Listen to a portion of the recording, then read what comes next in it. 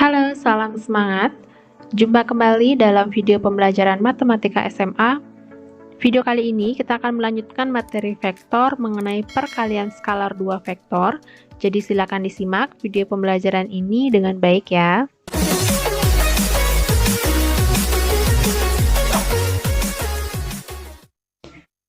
Nah, untuk materi perkalian skalar 2 vektor, jadi perkalian skalar 2 vektor antara vektor A dan vektor B dapat ditulis vektor A dikali vektor B atau vektor A dot vektor B ya, adalah suatu skalar yang besarannya sama dengan jumlah dari hasil kali komponen-komponen pada vektor A dan vektor B yang bersesuaian.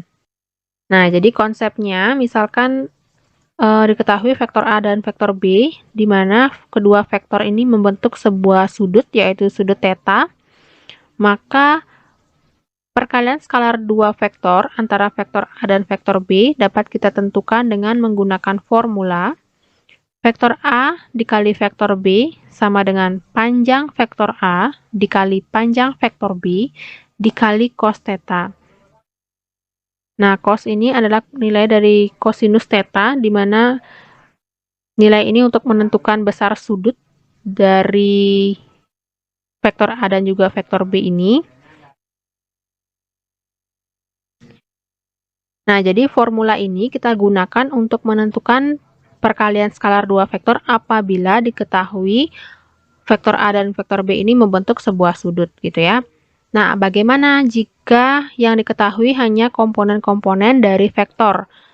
Jadi, misalkan dari vektor di ruang 2, jika vektor A dengan komponen X1, Y1, kemudian vektor B dengan komponen X2, Y2, maka perkalian skalar antara vektor A dan vektor B dapat ditentukan dengan formula vektor A dikali vektor B sama dengan X1 dikali X2 ditambah Y1 dikali Y2. Nah, sesuai dengan pengertiannya di sini adalah suatu skalar yang besarannya sama dengan jumlah dari hasil kali komponen-komponen vektor A dan vektor B yang bersesuaian.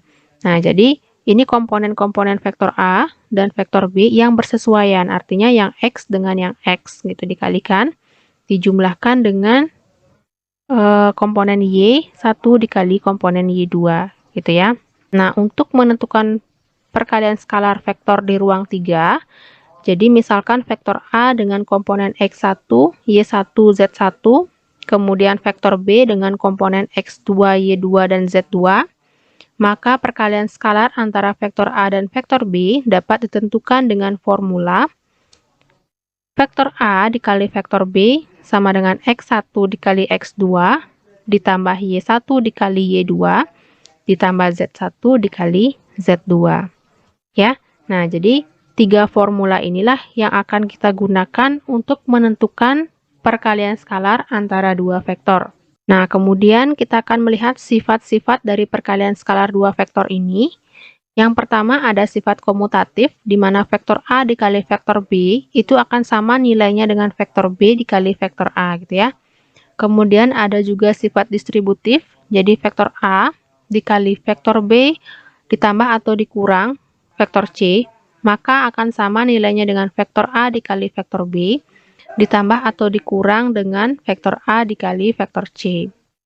Kemudian ada suatu bilangan real K dikalikan dengan vektor A dikali vektor B, itu akan sama dengan K dikali vektor A baru dikalikan dengan vektor B, atau A dikalikan dengan K dikali vektor B, gitu ya. Kemudian sifat yang keempat, vektor A dikali vektor A ini sama dengan panjang vektor A kuadrat, di mana panjang vektor A adalah akar dari vektor A dikali vektor A. Nah, jadi kalau vektor sejenis dikalikan, itu nilainya akan sama dengan panjang vektor dikuadratkan, gitu ya. Kemudian sifat yang kelima, vektor A dikali vektor B sama dengan 0 jika vektor A tegak lurus terhadap vektor B. Nah, sekarang mari kita simak contoh soal dari perkalian skalar 2 vektor ini. Untuk contoh yang pertama, diketahui panjang vektor U 12 satuan dan panjang vektor V 18 satuan, Besar sudut antara vektor U dan vektor V adalah 60 derajat. Hitung hasil kali skalar antara vektor U dan vektor V. Nah, untuk penyelesaian soal nomor 1 ini, kita akan buat dulu apa yang diketahui. Jadi yang pertama ada panjang vektor U sama dengan 12, kemudian panjang vektor V-nya adalah 18, kemudian besar sudut antara vektor U dan V sama dengan 60 derajat. Itu artinya nilai θ sama dengan 60 derajat, ya. Kemudian yang ditanya adalah hasil kali skalar antara vektor U dan vektor V. Nah, jadi untuk soal nomor 1 ini kita akan gunakan formula yang pertama, yaitu vektor U dikali vektor V sama dengan panjang vektor U dikali panjang vektor V dikali cos θ. Nah, kemudian kita substitusi nilai-nilai yang telah ada. Panjang vektor U sama dengan 12, dikali dengan panjang vektor V-nya 18, kemudian dikalikan dengan cos 60 derajat. Nah, kemudian untuk mencari nilai cos 60 derajat, di sini saya akan tampilkan tabel trigonometri untuk sudut istimewa. Jadi kita akan lihat sudut 60 derajat untuk nilai cos-nya. Berarti nilai untuk cos 60 derajat adalah setengah, ya. Nah, materi dasar trigonometri ini bisa kalian pahami di matematika wajib kelas 10 semester 2, ya.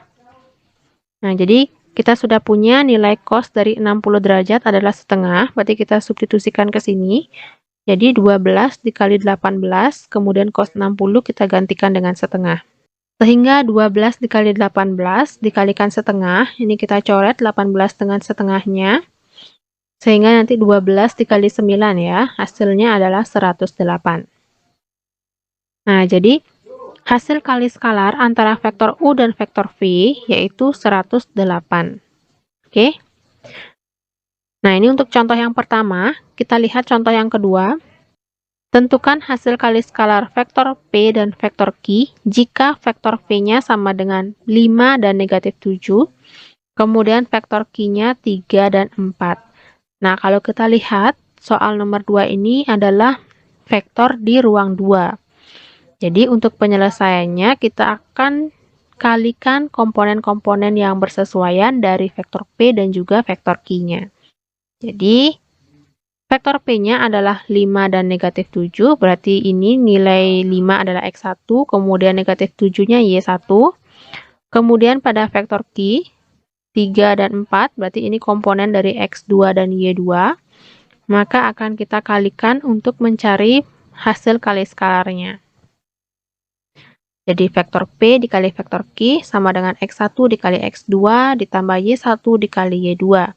Kita ganti nilai X dan Y-nya menjadi 5 dikali 3, kemudian negatif 7 dikali 4, sehingga hasilnya adalah 15 ditambah negatif 28. Jadi 15 ditambah negatif 28, hasilnya adalah negatif 13. Nah, jadi hasil kali skalar antara vektor P dan juga vektor Q adalah negatif 13. Gampang ya? Selanjutnya kita lihat contoh soal yang ketiga. Tentukan hasil kali skalar vektor A dan vektor B jika vektor A 3i ditambah 2j dikurang 4k dan vektor B sama dengan 2i dikurang 4j ditambah 3k.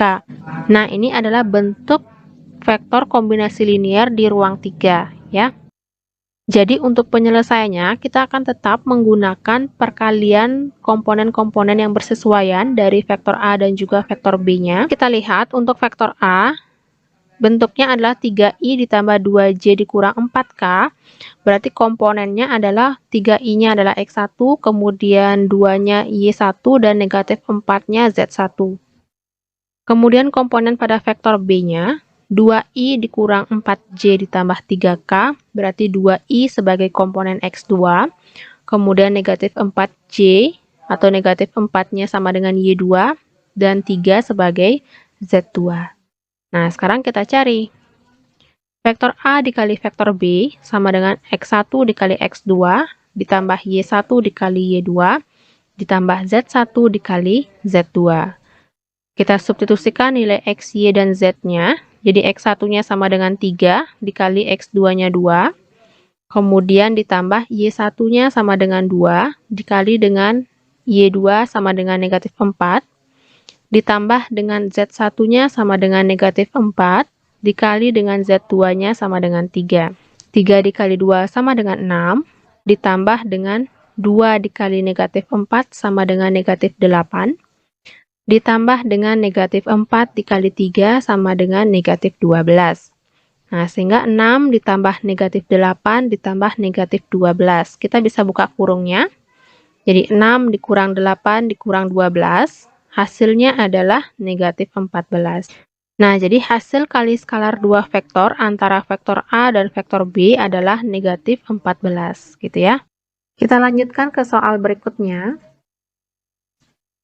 Untuk soal nomor 4, diketahui titik P 3, negatif 4, kemudian titik Q 5, negatif 2, dan R negatif 1,8. Tentukan hasil kali skalar antara vektor PQ dan vektor PR. Nah, ini merupakan contoh dari vektor ruang 2, di mana diketahui adalah titik, kemudian kita disuruh mencari hasil kali skalar antara vektor PQ dan juga vektor PR. Nah, untuk soal nomor 4 ini, penyelesaiannya yang pertama, kita akan cari dulu vektor PQ dan juga vektor PR. Kalian ingat materi di video sebelumnya? Jadi, untuk menentukan vektor PQ, itu adalah vektor OQ dikurangi vektor OP, atau titik Q dikurangi dengan titik P. Jadi, komponen-komponen yang bersesuaian kita kurangkan ya. Sehingga vektor OQ-nya adalah 5 dan negatif 2, dikurang dengan vektor OP-nya 3, negatif 4. Jadi, untuk mencari vektor PQ, 5 kita kurangkan dengan 3, hasilnya adalah 2. Kemudian 2 dikurangi dengan negatif 4, hasilnya adalah 6. Nah, jadi vektor PQ kita peroleh elemennya adalah 2,6. Ya. Kemudian kita cari vektor PR, di mana vektor PR itu adalah vektor OR dikurangi dengan vektor OP, atau titik R dikurangi dengan titik P, gitu ya. Jadi, vektor OR-nya adalah negatif 1,8, dikurang dengan OP-nya 3, negatif 4. Jadi, untuk mendapatkan vektor PR-nya, negatif 1 dikurangi 3, hasilnya adalah negatif 4. Kemudian 8 dikurangi negatif 4, hasilnya adalah 12. Ya, vektor PQ dan juga vektor PR sudah kita dapatkan. Sekarang kita akan cari hasil kali skalar antara vektor PQ dan PR ini. Nah, di mana untuk menentukan hasil kali skalarnya, kita gunakan rumus vektor PQ dikali vektor PR itu sama dengan X1 dikali X2 ditambah Y1 dikali Y2. Nah, berarti komponen X1, Y1 itu terdapat pada vektor PQ, ya. Kemudian komponen X2, Y2 terdapat pada vektor PR-nya. Jadi, X1-nya adalah 2, kemudian X2-nya negatif 4. Kita akan substitusikan ke sini, menjadi 2 dikali negatif 4, ditambah dengan Y1-nya 6, kemudian Y2-nya 12. Jadi, 6 dikali 12. Kita kalikan 2 dikali negatif 4 sama dengan negatif 8. Kemudian 6 dikali 12 sama dengan 72. Jadi, negatif 8 ditambah 72 hasilnya adalah 64. Nah, jadi kita bisa simpulkan hasil kali skalar antara vektor PQ dan juga vektor PR adalah 64. Bagaimana bisa dipahami ya? Selanjutnya kita lihat contoh soal yang terakhir. Diketahui dua vektor A dengan komponen 3 dan 7, kemudian vektor B dengan komponen negatif 4 dan X. Jika kedua vektor tersebut saling tegak lurus, tentukan nilai X. Nah, untuk soal yang terakhir ini merupakan contoh dari sifat perkalian skalar dua vektor, di mana sifat yang kelima, jika vektor A dikali vektor B sama dengan 0, itu artinya vektor A tegak lurus dengan vektor B, gitu ya. Nah, sekarang kita akan gunakan sifat ini. Jadi, vektor A dikali vektor B sama dengan 0. Maka, vektor A dikali vektor B itu tetap menggunakan X1 kali X2 dikali Y1 dikali Y2. Ya, di mana komponen dari X1, Y1 itu terdapat pada vektor A, kemudian komponen X2Y2 terdapat pada vektor B. Jadi 3 dikalikan dengan negatif 14, kemudian 7 dikalikan X sama dengan 0 gitu ya. Sehingga 3 dikali negatif 14 ditambah 7 dikali X sama dengan 0, kita selesaikan. Ini hasilnya negatif 42 ditambah 7X sama dengan 0. Nah, karena yang diminta nilai X, jadi negatif 42 ini kita pindah ruas ke kanan, sehingga menjadi 7X sama dengan 42. Untuk mencari nilai X-nya, nilai 42 ini kita bagi dengan 7, sehingga nilai X-nya sama dengan 6. Nah, jadi bisa kita simpulkan, nilai X yang memenuhi adalah 6. Jadi untuk soal nomor 5 ini, karena diketahui dari kedua vektor tersebut saling tegak lurus, berarti kita gunakan sifat ini. Tegak lurus itu berarti hasil perkalian kedua vektor tersebut sama dengan 0 gitu ya. Nah, jadi demikian materi dan juga contoh soal mengenai perkalian skalar dua vektor. Semoga kalian bisa memahaminya dengan baik.